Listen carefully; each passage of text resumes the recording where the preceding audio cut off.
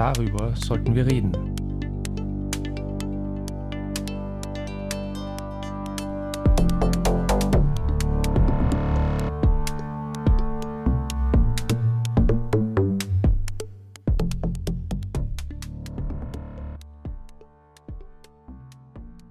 Hello and welcome to our new episode of Darüber sollten wir reden. My name is Christian and today I'm proud to meet for the first time Magister Matthias Penkin.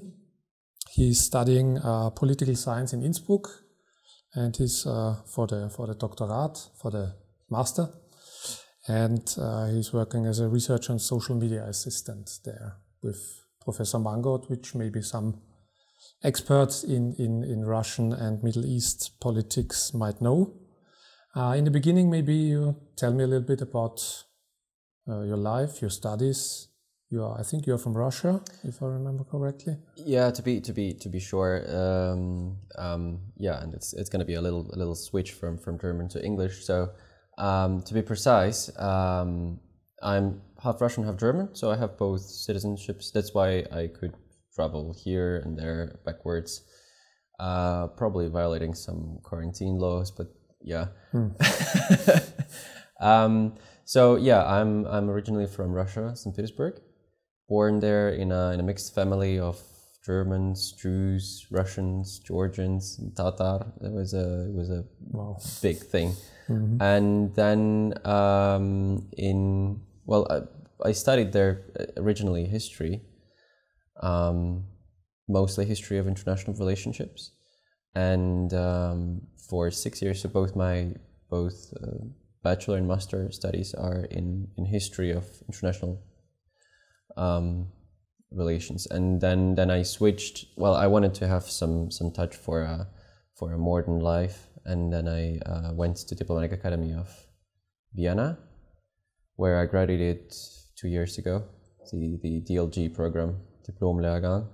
So yeah, and where I actually met Professor Mangat, who I'm working with at the moment, and then we started our project of GM Analytics. And I've also commenced my studies at Innsbruck University as well. Since it's COVID, I can have a remote education, which is a great benefit for me. And but my job, because the project that we're having is a part-time thing, and was based on a voluntarily basis. So my job is actually far away from academia. I'm working in an area of taxation optimization. So it's a private international business. But due to the job, I have a lot of experience working and communicating with people of higher ranks, of governmental usually, or businessmen. It depends on which topics are. In Russia or in? The office is my office is based in Moscow, but I am moving from there to Berlin. I mean, not me, but eventually I will, because this was my initial plan too. The offices are based worldwide. It just my office is in Moscow, so I'm usually based in Moscow, and I've just started some months ago. So it's just a new beginning for me. But it's intense, which I love about it. But again, it's a bit off top. Okay, no problem. So well, then I guess we can call you quite an expert about Russia. So we might go into this topic now. First of all, Vladimir Putin, the president of Russia. Not long ago, there was a constitutional reform where he is now allowed to, I think, to stay in office until 2036 if he wants to, if I'm informed correctly. More or less. Yeah. What do you think about this step? Does he think he's the only one who can do the job? Are there no other people around him who might step in for him, so he thinks he has to stay there forever? Or is it just the clinch to power? Mm-hmm. Well, you just tipped a large iceberg when it comes to the Russian politics, and especially Vladimir Putin. So there is a big difference between understanding of Putin's, of Russian politics within the country, so domestically and outside. The image that Russia has or pursues to have from the outside is different from what it has from the inside. The problem of constitutional referendum is not just about whether it breaches the law or not, because it's clearly it's clearly an infringement, and if you don't need to be a lawyer to understand that and to go too deep into those materia. So what I think, I cannot tell you whether he or someone else is going to be a president in 2024 or in 2030, but it is about the chances that the United Russia, the ruling party of Russia, is securing for themselves. And this is very important for them to stay in power. This is very important. I mean, the referendum, the change, the constitutional reform is very important for Vladimir Putin himself to stay immune after he is, well, if he is going on pension. Wie sagt man pension auf English? Retirement. Yeah. So if he's retiring in 2024, then he has to be sure he won't go to jail the next day, and that nobody on earth has the power to overrule the reform, to overrule him, any directives that were given before. And is he really that afraid of going to jail with all his power? Yeah, like really? Russia is the country of opportunities. Like if Austria is the country of a stable system, or what Russians think is a stable system, it's probably not for Austrians themselves, with all those Kanzler-Skandal and so weiter. But in case of Russia, anything can change in next month, in next year. This is how it happened in 2012. This is how it happened in 2008 with Georgia, Ukraine. In 2014, well, I mentioned the elections in 2012, 2011, 2012, the protests in Russia, and also, this constitutional referendum. It was here out of the blue. Is there any, before we go to Alexei Navalny, is there any opposition to Vladimir Putin in the parliament or anywhere? Any real opposition, I mean opposition that people hear in Russia? Well, there is real opposition, of course. It's just that they don't have a power. They don't have so much. They are too fragmented within the country, and they don't have a capacity to actually cope, to defy the government. Earlier, I would say 10 years ago, the chances were higher with Navalny, even with the systemic opposition that is, well, there used to be a systemic, now it's all oppositions that I would call an opposition, a real opposition, it's all non-systemic, so it's not in the parliament. And but they don't have any power anymore. They were fragmented. They all had the same problem, more or less. Even the Navalny group, they all were based on a personalia. So it's like a sun. If you describe a party or a group of people, any integrity as a sun, it means that every beam goes from one single person. If we're speaking about United Russia, it's Единая Россия. It's Vladimir Putin, of course, because foreigners don't actually hear any other names coming from Russia. When it comes to the group of Alexei Navalny, you will probably hear only about himself, not about anyone else. It goes for every opposition party. Яблоко, it's Yavlinsky, and the list just goes on. There's no end to it. They don't have an understanding among themselves. So the opposition parties, they barely cooperate with with each other, and within the party, a single person is very keen to stay in power within this group, and this is basically a typical era of authoritarian, post-authoritarian countries.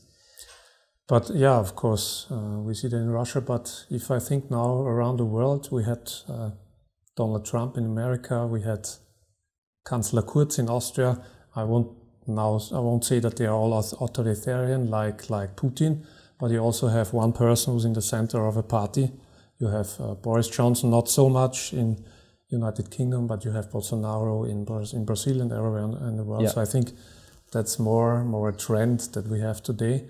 But you say in Russia this has always been the problem, or is this also a new movement?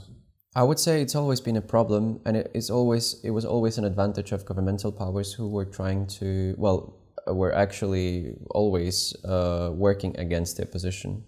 So because it's so undisciplined, and because it's so ununited, and without having a single coordination center, they actually tried to have one, but it didn't work. It's easy to fight with them if it's just one by one, and this is how it happened. The most influential one got down this year, and is going down at the moment. Unfortunately, the Navalny jail, with Navalny in jail and with his partners not having an opportunity to save what they've built for more than 10 years. Is he a Western spy, or is he not? A Western spy? Because they say this propaganda in Russia says that he's either BND or CIA spy, which I don't think, but I don't know. What's your take on this? You see, the propaganda exists on both sides, and it always had been it's like another topic we're gonna speak tomorrow. It's like arms trade. It's always there.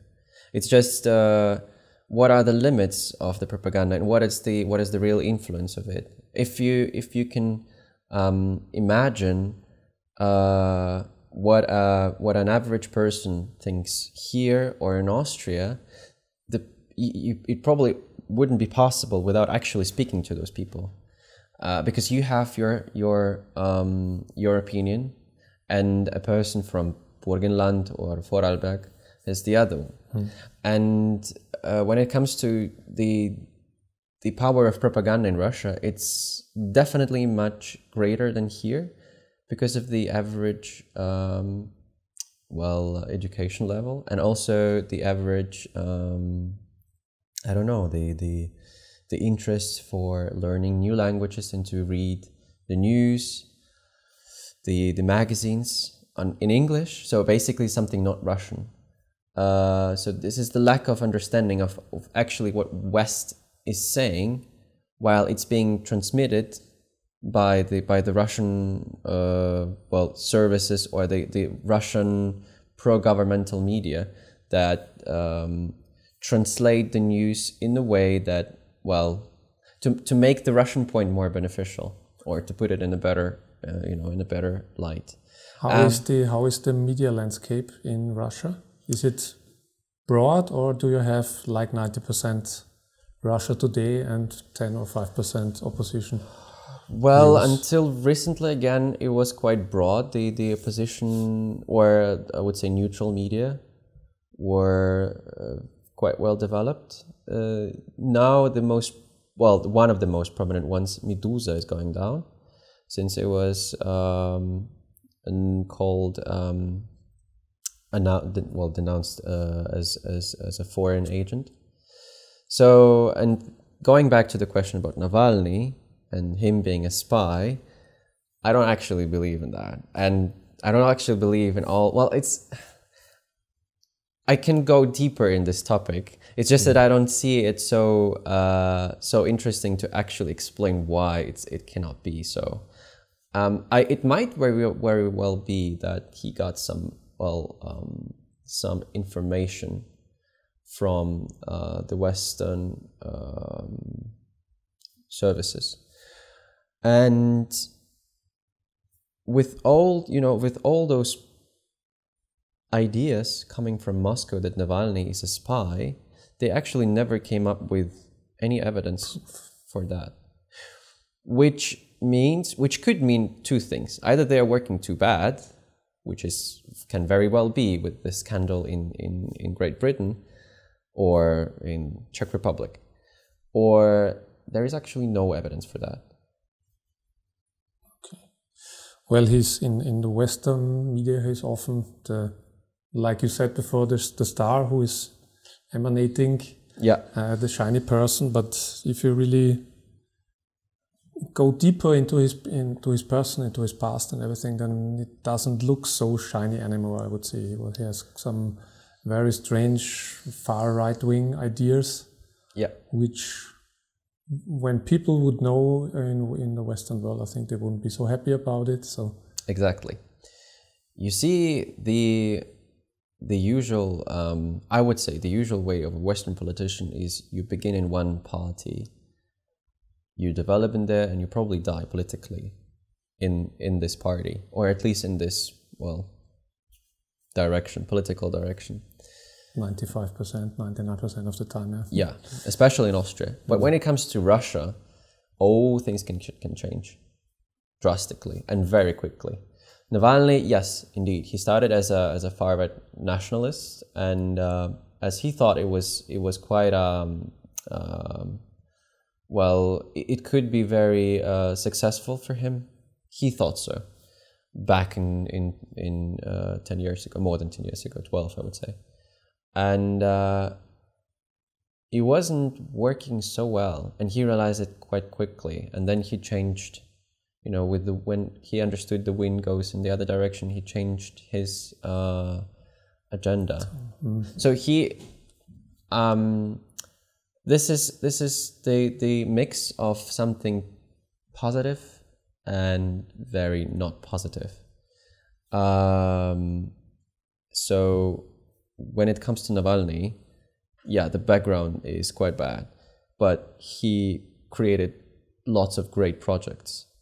Like the video a few months ago. The videos that actually caught the media eye, I would say 5 years ago, when another wave of protests started in Moscow, all around Russia. It started with the video about Dmitry Medvedev. By the time he was prime minister, and Navalny himself, not the opposition, generally like it was in 2012, Navalny gathered thousands of people outside, and this was his own success. I mean, success of course of his group. He couldn't do it himself, but again, this was something not a single opposer. I would say not a single opposition leader in Russia could achieve. Okay, let's go to the country-to-country topics. Let's start with the Ukraine conflict. Like in the United States, we just had a change in the administration, like 4 months ago, and after that, it seemed that the conflict in the Ukraine is restarting again. Now, at least it's my view from when I follow the media. Now, who is stirring this? Is this more brought forward by the Ukraine, more brought forward by Putin? Does he think Joe Biden is rather weak, so he tries now to show some power, or is it the opposite, that Ukraine is supported by Joe Biden and they feel strong now again after the 4 Trump years, and they want to stir things up? There was a big military assembly across the border. It was a training. In Russia. It was called a general training, which was, it was legitimate since it was conducted on the Russian side, and there was no trespassing, and from the legal point of view, there was no violation. But again, it was alarming. The situation was quite stressful for the foreigners, and this is I'm quite sure was the general notion of Kremlin. They wanted it to be so. They wanted the West to be nervous. And if we speak about the conflict in Ukraine, then, because I'm historian, I usually go to history, Russia doesn't need this conflict to end, but it also doesn't need this conflict to burn. It has to simmer. Cold conflict, yeah. It has to simmer. Probably not cold all the time. Okay. Sometimes some shootings should happen and occur. But this Donbass region, because it wasn't recognized by Russia, it should just be there as a leverage for Kremlin on Ukraine and against Ukraine and against the West via Ukraine. Regarding Joe Biden, I do not see any clear proof of Putin thinking that Joe Biden is weak. Okay. Probably for now, Kremlin and Russia, Russian establishment, they are establishing a sort of organized policy on the renewed U.S. government. And they have this watch and see policy for now,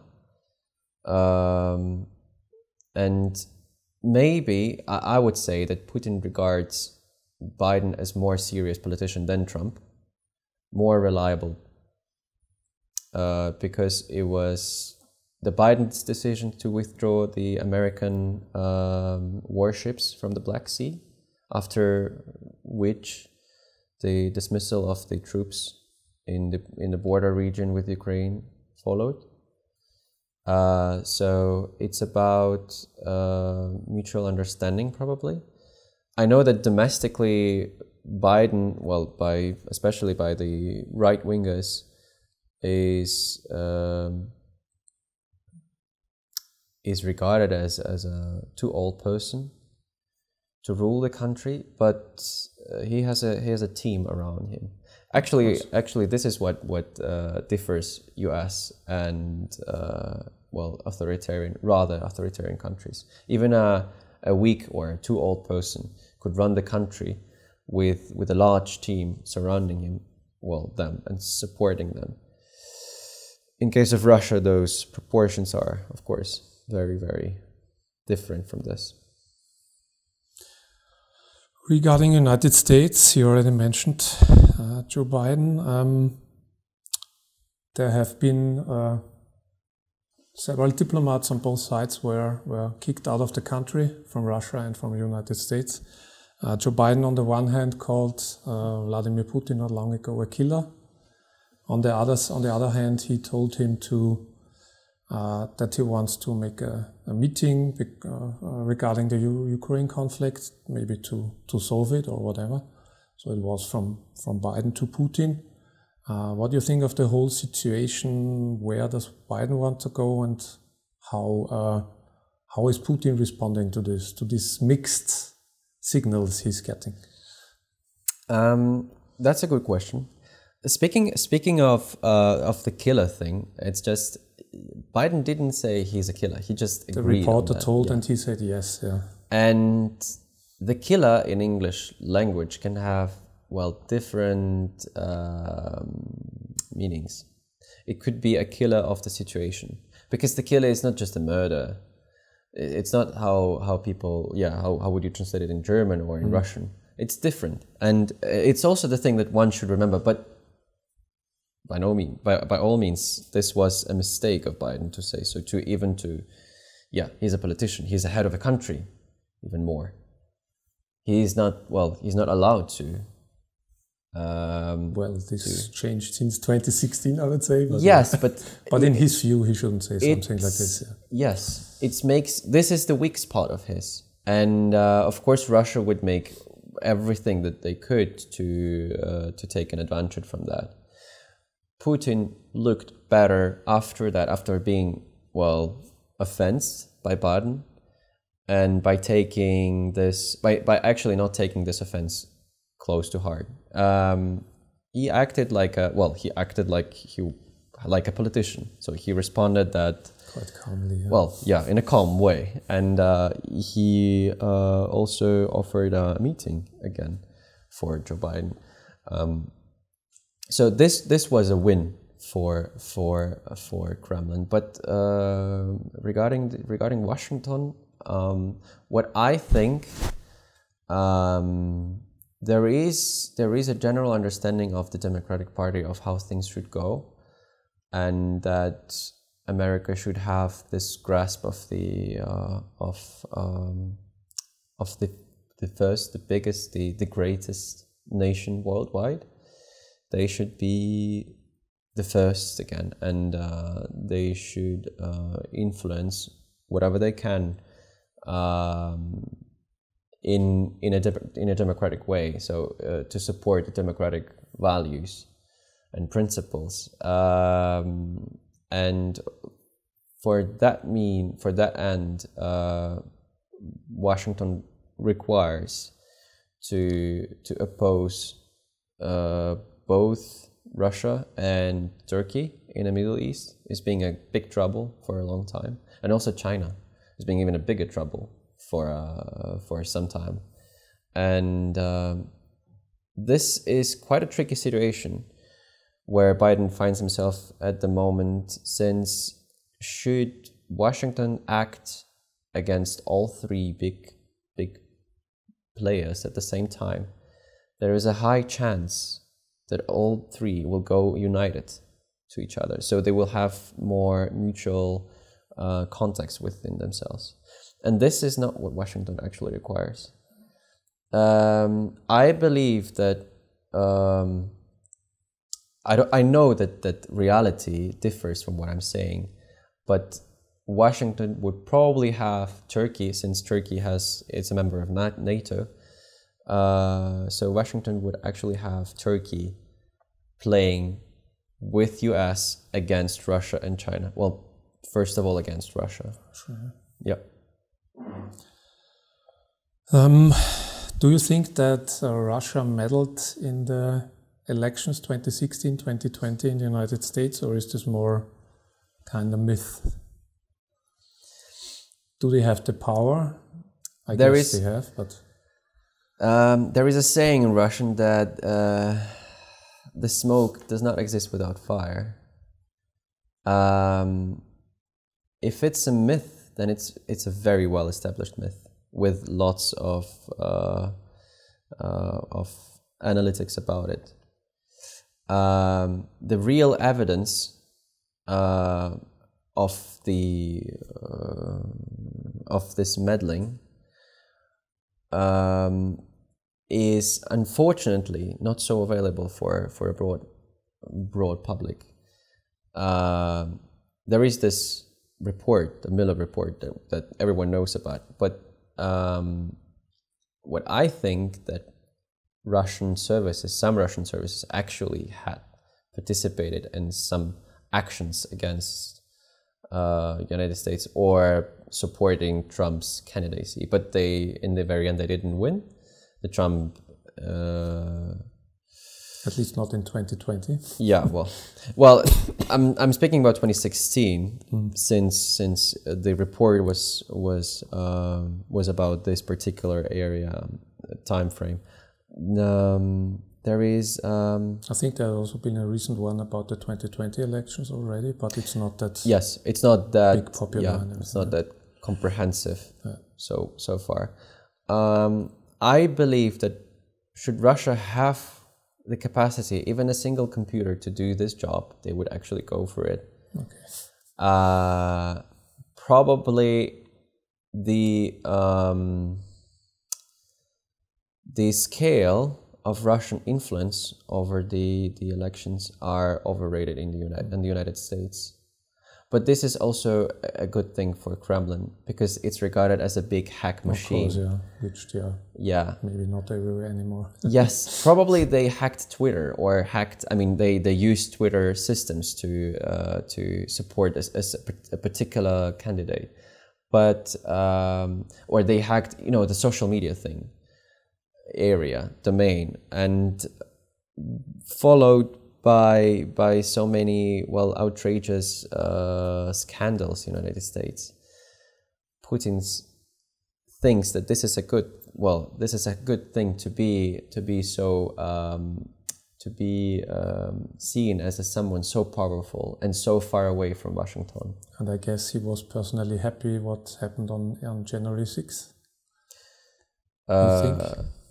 You think the storming of the Capitol in Washington?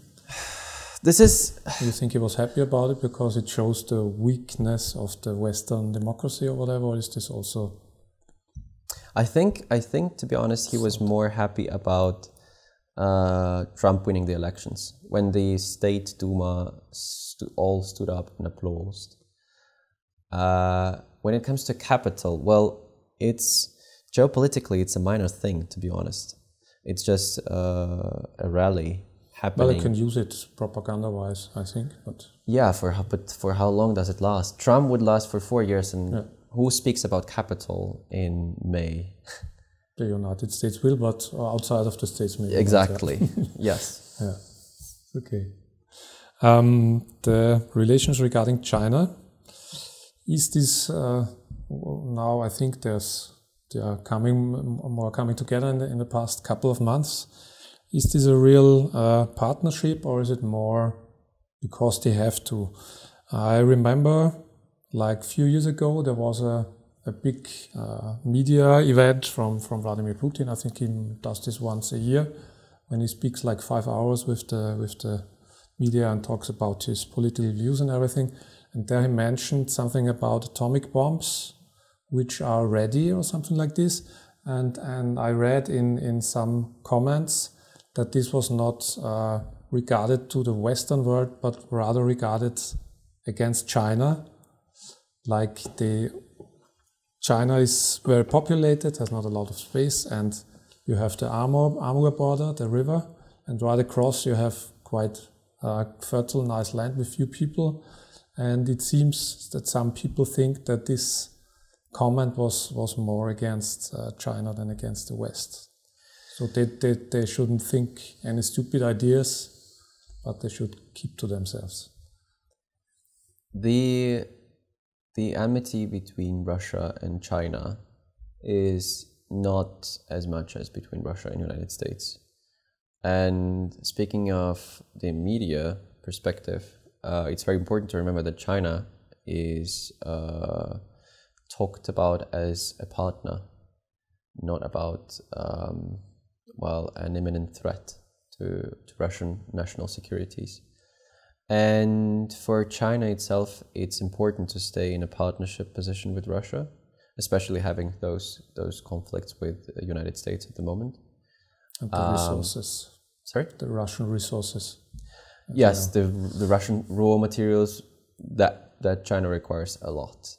And by that means it's really hard to say whether, I mean, I wouldn't say personally that those statements of Putin were actually directed against Beijing. I would say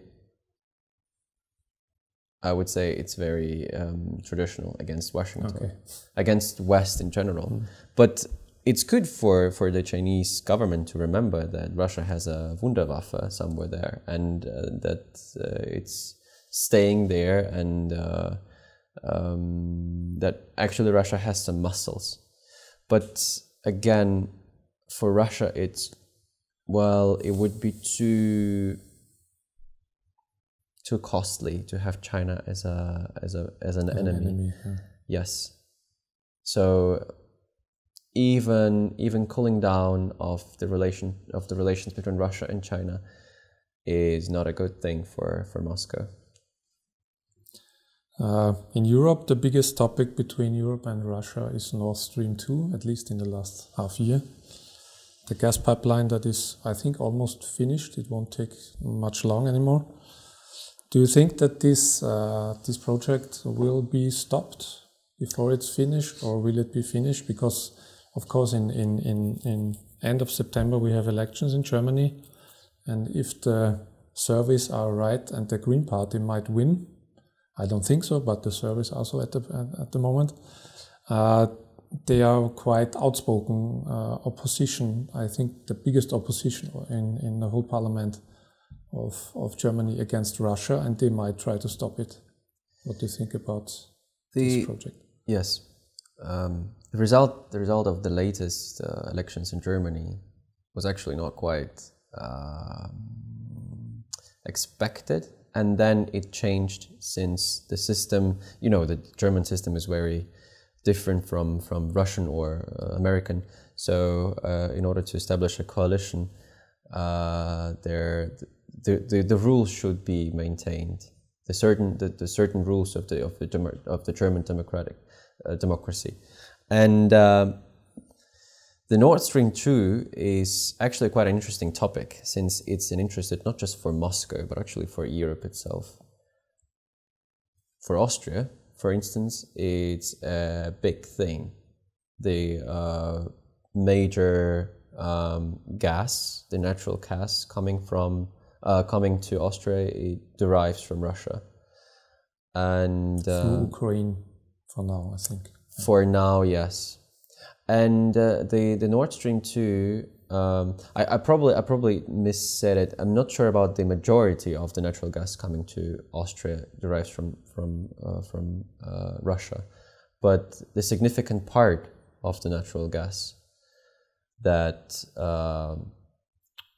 ends up in Austrian apartments, in Viennese flats, this one, the significant part of it comes from Russia again, and and it's the same for Germany. So it's a big thing for Berlin to have this deal signed and secured, and the construction to be finished. Especially in the ecological reform of the energy sector with no coal, yes, no atomic power and everything. Yes, and the increase of the Nord Stream capacity from 55 billion cubic meters to 110 billion is a major achievement of Germany, but not just as a member of the EU, but as a single customer of raw materials coming from the East.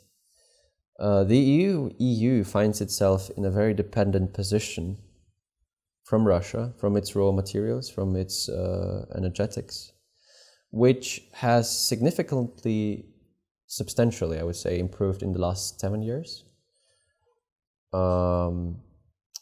especially with the variety of the sources being developed, the Middle East, the Norway, but it's the Norway region, I mean the Norway areas.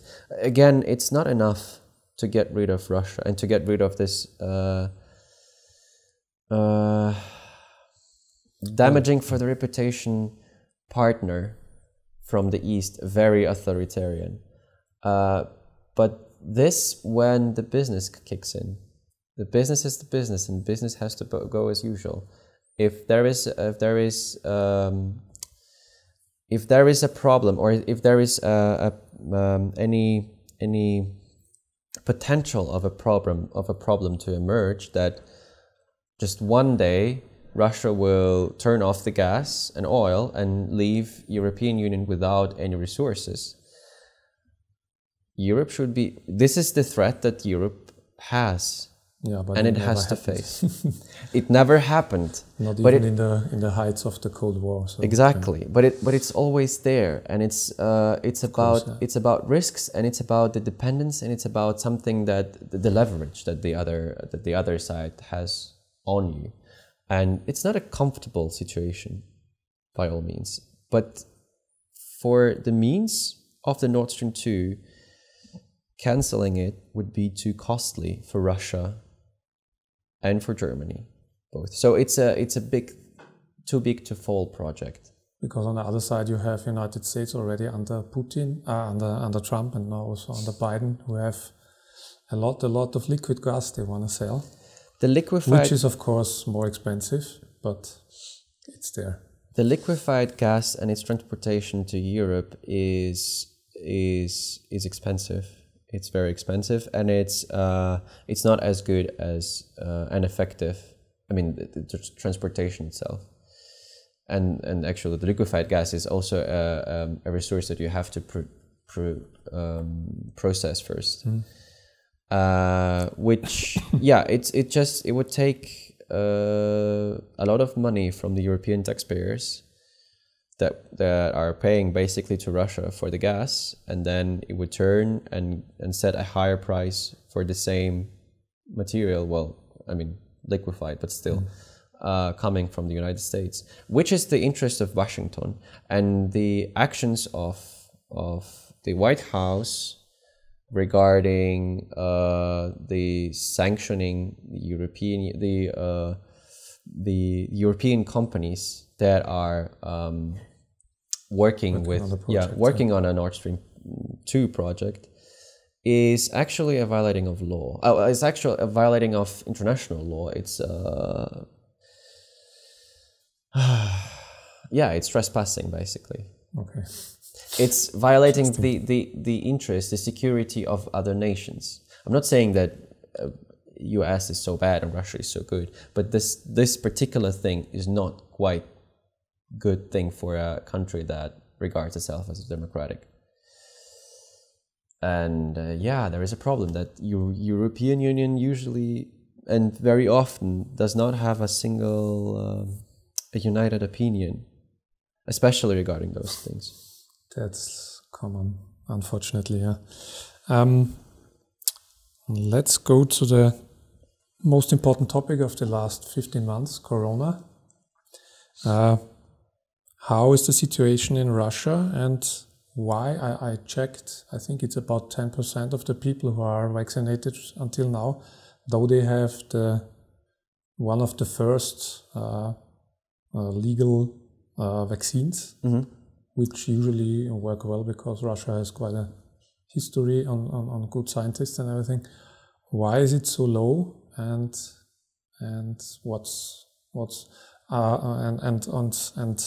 regarding all the data, is it viable? Like how many people have died? How many people had the coronavirus and everything? Is this reliable in Russia, or is this also problematic like in China? So, starting chronologically, situation is bad, and it's worse than in a average European country, by all means. Why? Because, well, first of all, because it's Russia, and it's always about the misbeliefs and the conspiracy theories that people actually think exist somewhere there, believing that coronavirus is either a joke, a thing coming from the West or from China or anywhere. Why? Because the average education level is not so high, and people just they don't see the problem until it comes to their door. But then it's too late. And speaking of the numbers of the statistics, people dying, I know for the fact that the government started twisting it last spring, in April or May, when the numbers started grow quite quickly. It was a bit later than it was in Europe, just a tiny little bit, but it was enough. After it started, they started playing with statistics. There are some evidence that some governors, there is proof, the telephone recordings that they were speaking with the doctors that were who were responsible for that, asking them to, well, shift the numbers for the better purpose. To the downside. To the downside, of course. Because sometimes you hear rumors like this in West as well, to the upside. So it doesn't make sense to make it bigger. Especially, it's not like it's not your budget. You don't it's a bad thing to have high numbers in general, and it's not good for any country. But especially, it's not good for a country where there is an authoritarian establishment that is always there to control everything. But nobody can know that they actually do not control such things. They cannot allow this, and this is why they started to shift with the numbers, to play with the numbers. And out of all that, the Russian vaccine emerged, the Sputnik V, which actually I personally have. The thing with this... Just short question, is it really open in Russia that everybody can get vaccinated? Yeah. Okay. Like it's more accessible than you can imagine. You can actually just go to the shopping mall and get vaccinated without any lines, with no registration, just coming there, getting a shot, waiting for 30 minutes, and then to just leave, and then wait for 3 weeks, and then have another one. Some friends of mine who studied at the diplomatic academy and who are, well, Russians or from post-Soviet countries that have Sputnik, that can actually go there. They go there for the purpose of just a vaccination. Then they return to Austria in case they usually live here. So I personally, as somebody who was born in Russia, did not believe from the very beginning that Sputnik V is actually something that works. I thought it's just this commercial thing that would make a better image for Russia. But it ended up being quite a successful thing. As a vaccine that is, as far as I know, and not a biologist, so don't take this seriously from me, the Sputnik V is, well, technically much einfacher, much easier than Pfizer. Simpler. Yes, so it doesn't include the RNA thing. And no cooling or like 70 degrees below Celsius, something like this, or I think it still should be stored in a very, well, in low temperatures, probably not as low as for Pfizer. So it's not so complicated thing. The problem of Sputnik V, it's just you cannot use it twice. A single person cannot use it twice. For every vaccine has its, well, lifetime. For now, they say it's about 7 to 9 months for any vaccine has this lifetime. Sputnik V, Pfizer, whatnot. So after this, you would have to take another shot. In case of Pfizer, it's possible to retake it. In case of Sputnik V, you can, but it won't work again. Okay. So it would have to be something new. But again, if correctly distributed, Sputnik V can be a solution for lots of problems. And this is actually a gold coin, a gold ticket of Russia lying in a big bathtub of dirt, where with those dead people being covered, or basically the healthcare system in regions not coping with the problem. Okay. Well, I'd say one more topic that we want to open is the economy. I read that the Russian economy is about the size of the Spanish one, from the BIP, from the GDP. Though Russia believes itself as a superpower, which of course it can't be really on the economic part, and it's heavily related to raw materials, as we said before. Has there been any reforms, any change to make it more sustainable? Like not from the ecological view, but if the raw materials are over someday, then there's nothing left.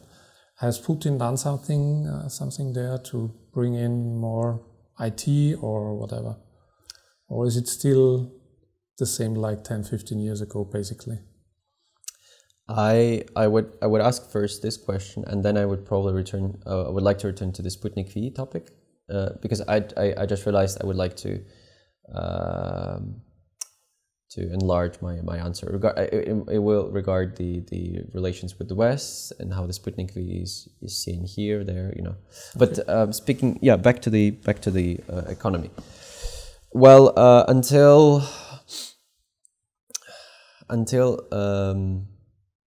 as I would start so. As I've been studying in Moscow, at university, I would say all students believed, I mean, from my environment, that were opposed to the government, that economy of Russia is about to collapse, and we were expecting it. I would not say eagerly, but we were expecting it to happen, and it's decreasing, which is true. Decreasing like the population? Like the population of the country, and it's decreasing by many reasons. The country is ruled by unprofessionals.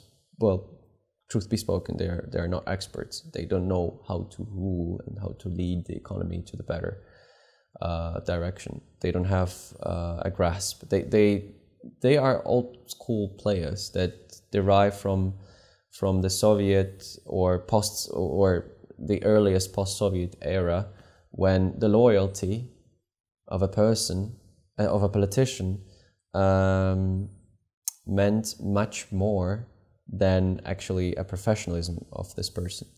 So you're quite right. The size of the economy and the size of the country, they're not comparable. The country is going downwards, and I do not think that it cannot even regard itself as a great country anymore. It cannot consider itself as a great power. And for that mean, the great country, the great power, the great nation, they need a resource, and not just a raw material. They need a certain solution for a world's business or world political problems. And you wouldn't find this thing in Russia. It just doesn't exist. It's just it's bluff coming from there. I wouldn't say that Russia is not rich. It's quite rich, but those resources are so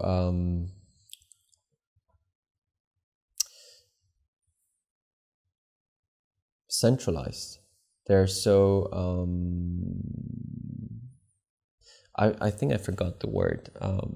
Concentrated. Yeah, they're basically all focused in Moscow, or well, in greater cities. And when it comes to Moscow, then it's concentrated in hands of well-known oligarchs or companies or pro-governmental organizations that are there, that are quite wealthy. And by looking at people who work there or who running those organizations and entities, you would never think they live in a country where in parts of which country some people cannot afford I don't know, an apartment, a basic needs. And the same country where lots of people cannot meet their ends, which is quite ärgerlich. For me as a citizen, for me as, I don't know, as a person who looks at this and understands how grave the situation is. But the collapse, if someone is expecting it, it's not happening today. It's just a gradual decline. But where the point of no return is, nobody can say. the advantage for Russia, I think, is also that the foreign debt are quite low compared to many other countries. I think that's one of the things that Putin really achieved in his... This is true, but this is the long time ago achievement. And it does not work for the meantime. And it is very important to develop the system, to develop the agenda, which is not happening. So you were speaking about, you mentioned the probable reform in Russia. It's not there. The IT specialists that actually become quite good, well, I wouldn't say most of them, because that would be a lie. I mean, it would be a bold statement of mine. But IT specialists are very, very welcomed in European Union and United States. Lots of them coming from Russia, and lots of them, I mean, from what I've heard, because my brother is an IT specialist. He lives in Australia, by the way. Yes, exactly, my brother. He was invited by an Australian company to work in Sydney from St. Petersburg, as he was, it was in 2015. That means that he was less than 30 then. And this is called the brain leakage. Like in most Eastern European countries. Yes, and it's a deadlock if you won't change the conditions of how it works. If you won't change the pressure, if you would put the biggest and the greatest problem that probably I need to depict is that imagine a very modern organization with a very dull person standing, not in its management probably, but usually it's also the thing in Russia, but above this country. If you ever heard about the one of the greatest Russian IT companies Yandex, which are quite prominent, not just in Russia, but also abroad. But they have to toe the line. They have to respect the rules, how the things go in Russia, and they have to cooperate with Kremlin in order to remain there, to remain as great as they are. Sounds a bit like Alibaba in China, which we just had not long ago. It's more or less the same, and it's this the deadly scene of the Russian business ideology. If you're too big, then you would draw attention of the authorities. If you're an oligarch and you are, well, not so on a surface, which usually oligarchs like to do,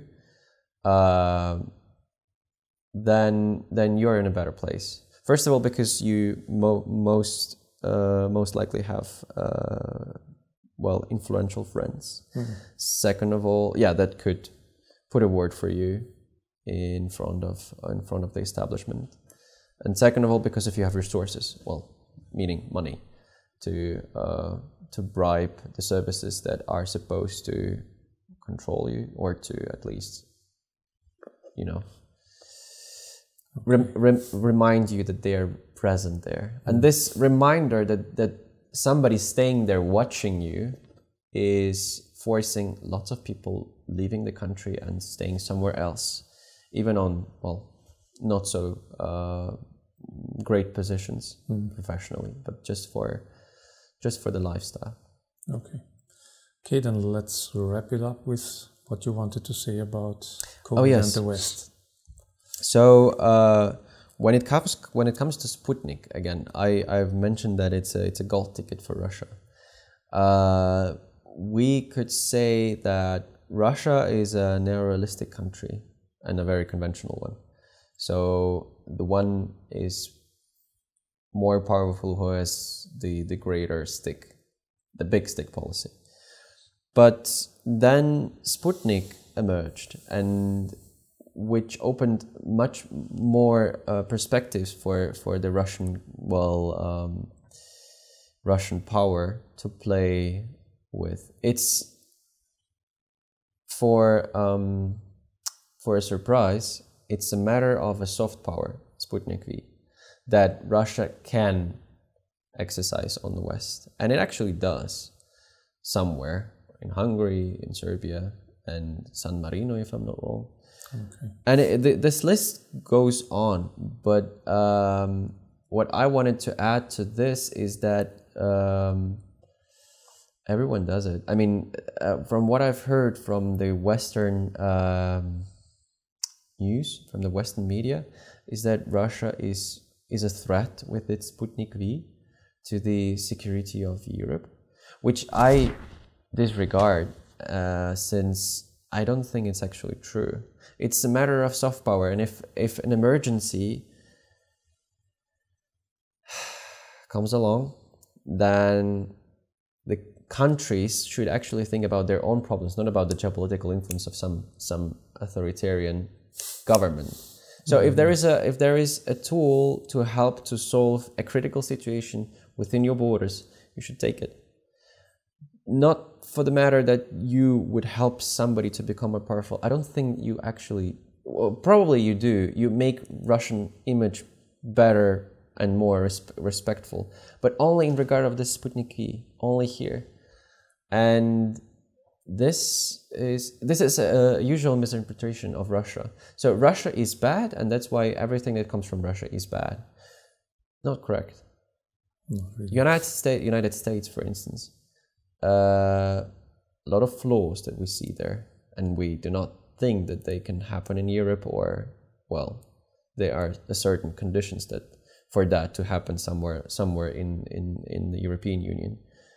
And still it is seen as a sort of an ideal of democracy.